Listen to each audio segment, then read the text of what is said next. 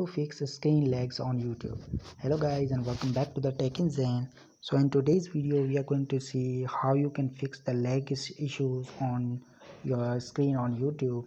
So this is a really normal issue and many of us are already facing this issue, and if you are facing this issue you need to watch this video till the end. But before starting the video, like the video, subscribe the channel, and let's get started the video.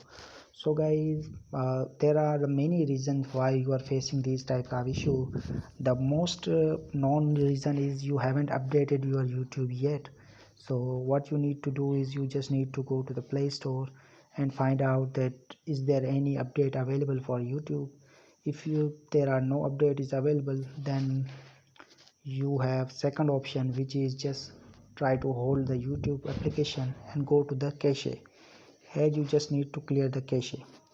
After clearing the cache, now if we go to the YouTube and play any video, then you will not see any kind of lag. So for demonstration I just go to the any video here. So here's video. How to appear offline on WhatsApp. So there is no lag showing here, so that's mean that we have solved this issue. So if your issue is also solved, then like the video, subscribe the channel. We'll meet in next one. Till then, take care. Goodbye.